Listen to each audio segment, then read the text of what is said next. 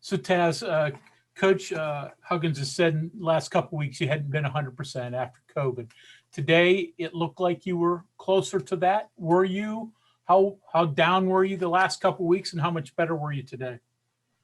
Well, I'm starting to get my win back. Just going, being in the gym and practicing. I was getting my win back. But it was mainly just dealing with the every day-to-day injury that we all go through as athletes. The little nicks that we have. My ankle I'm still recovering from that still. So yeah, we all deal with a little something. So yeah, I'm starting to feel comfortable again. So closer to 100% than you've been since before Texas? Yeah, I feel good. Again, like it's just the little things that we go through as athletes. That's kind of like, okay, I'm a little hurt, a little banged up, but again, we all go through that. But yeah, I'm feeling close to 100% than I did at Texas. Yeah, well, not at Texas, but since then. Questions for Taz, please use the raise hand feature. Taz, our next question comes from Justin Jackson. Hey, Taz, I know obviously you can't comment on refs specifically, well, obviously without getting in trouble, but I'm just wondering, the way this game was called in general, was this called differently than what you guys have experienced in the Big 12 this season? It's on us. We can't put blame on anybody but us. We can control what we can control. Anything that's out of our control, we just can't worry about. So we gave up a lot of offensive rebounds. We fouled a lot. We had our bigs in foul trouble. I think we had 3 or 4 people foul out. So it's on us more than anything. We can't blame anybody. We got to control what we can control. And then one follow-up question. I'm just kind of wondering, the last few minutes of the second half, 7 minutes in, seemed like there might have been some defensive miscommunications. Were there like missing on some switches and things like that? And was it surprising at all with you guys on defense? We're sitting in this 1-2-2 zone that we've been working on lately. So it was kind of not new, but we really haven't implemented it in the game yet. So we were trying something because we knew there was better drivers than they were shooters. So we were just trying to try something new. It worked. It worked to an extent, but yeah, with the second chance points, the not talking on switches, not communicating sometimes, that hurt us a little bit in that zone. Okay, thank you, Taz. Bob Hertzel. Yeah, Taz, again, I don't want to get on the officials in any way, shape, or form, but when you have 50 fouls called in a game, how does that affect the flow of the game and your ability to stay in the game mentally and physically, I guess? Well, we just gotta play through it. We're on the Power 5 Division I level, so we just gotta play through all the touchy fouls and all the stuff, now calls. We gotta play through all that. It's hard as a player sometimes, but you still just gotta again control what you can control. Just play through it. Contact is gonna happen. It's a contact game. It's fully physical, especially when in a conference game like this with 2 teams who are known for having this stigma about their team. We're a defensive team. They're a defensive team, as Coach says, and it was gonna be a hard-fought battle. So you can't really get on that too much. Thank you. Kevin Kinder. As turnovers, obviously a big part of this game also. Are you trying to create a little bit more? Obviously, that's something that you've been able to do more this year, coming off the way you've been driving it and attacking. But is that something that's still kind of a work in progress for you? Is, making that a more natural part of your game? Not really. Since I played point guard. I know it's a different level, but in junior college, so I got comfortable with the ball. I'm still gaining weight back. So me being strong and fighting through contact is still a work in progress. So when I pass the ball, I might get hit in the arm, something like that, or I might jump stop, get hit on the arm. They, take the ball. I just got to be stronger with it at the end of the day. So I'm regaining my strength and regaining my weight back. So I'm fully comfortable with having the ball in my hands, but I will also like to play off the ball a lot, get easy open shots to where I don't have to create. But when I do have to create, I will look to. Greg Hunter.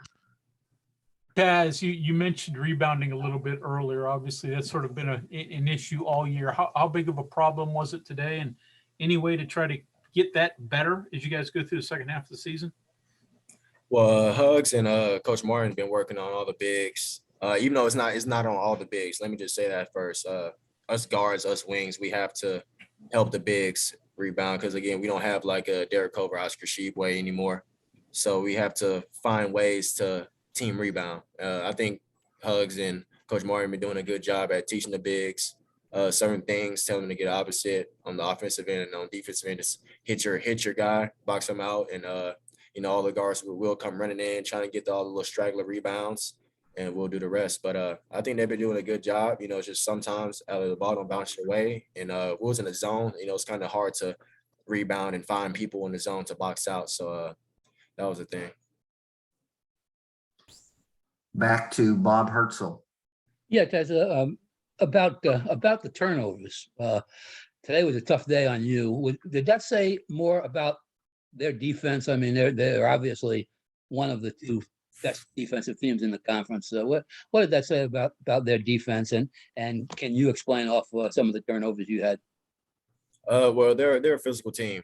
They know how to get away with stuff, on the slide side, but now they're long offense, like they can get hands in passing lanes, they can disrupt the ball. They start 6'6" and up guys and they're starting 5. So I think that was like the main focus on their team this year was to be a defensive oriented team, have our scores and stuff come off the bench, have like 1 or 2 scores in the game, but at the end of the day, they're a defensive team. I think their length, their wingspan, kind of bothered us a little bit, but again, I gotta get stronger with the ball since I'm regaining strength back and all that. So that's on me. I just gotta stay strong with the ball.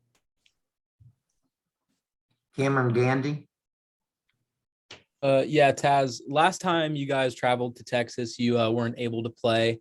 This time when you guys went down, was there any added emotion coming back to your home state? And did that change the approach at all, regardless of the outcome? Well, I pretty much live on the other side of Texas, so this is about 8 hours for me. So this wasn't really a homecoming, but I always like playing in Texas. Played here a couple times in Lubbock against South Plains during college a couple times. So I was familiar with the area, but I didn't really have nobody out here. It's just super far away from anybody I know. So I always like playing in Texas though, because it's just, I'm still going back to my home state, even though it's not nowhere near where I'm from. So it was good. Mike Kazaza.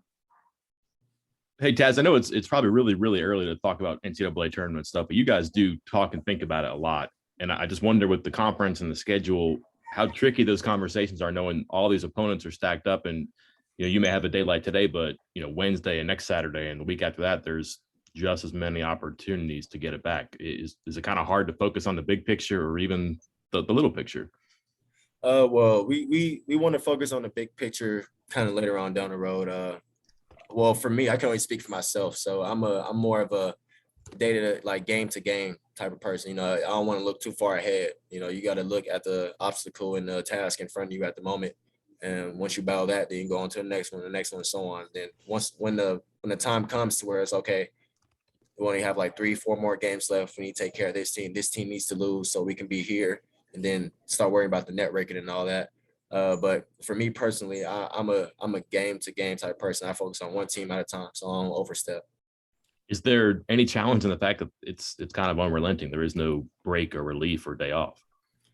Well, being in this conference, you already know. I've been here 3 years, so I already kind of know what we're expecting. We're gonna play 2 games a week. Some of them is gonna be early, some of them is gonna be late. As a basketball player, you just gotta adapt. We all played AAU, and you might have a 6 a.m.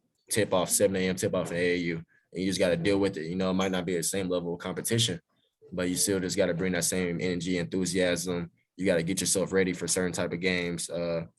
So yeah, it's a little difficult. The schedule is a little difficult, especially for us. The travel is a little difficult too, but we just got to find ways to fight through it. Justin Jackson.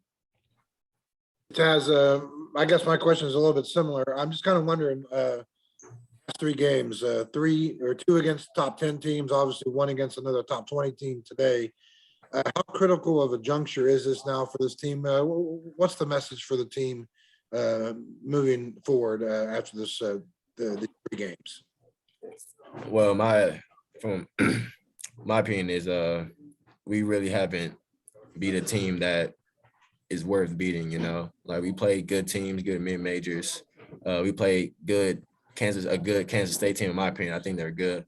But we haven't had that team that we beat to where it's like, okay, West Virginia beat them. Lost to Kansas, lost to Baylor, lost here, and lost to Texas. You know, we didn't have me and Gabe and Kobe, but Right. those are the top 4 teams people say is in the top of the conference. So if we want to be one of those top teams, we have to beat one of those top teams, and we'll see them all again. You know, we'll see them all around one more time before the conference tournament. So we'll see everybody, and then we just got to capitalize. We got to beat the good team so we can say we're a good team. Our final question to Taz goes to Ryan Pritt. Hey Taz, I know you're a guy that likes to get your teammates involved, and that was obviously a point of emphasis for you early in the year. You guys are averaging 7 assists over your last 3 games. What are your thoughts kind of your ball movement? And is that something that really concerns you offensively right now? Well, I feel like we gotta get into our offense a little better. We gotta make sure everybody knows the offense. You know, it's been a little hectic because, you know, when you go into conference play, you know, teams scout just as much as you. So as much as we scout other teams scout us just the same. So you already know, take away 2 players, let everybody else figure it out, you know, but we have to be a team that adapts to that. So we just can't have me and Sean just dribble, or Malik, Key, JB just dribble at the top of the key and no ball movements going on, you know. All eyes will be on the person dribbling the ball. So I feel like we gotta do better. We gotta get better movement on the court. We gotta pass the ball better. We gotta get in the sets better. Hey, Taz, thank you for your time. No problem.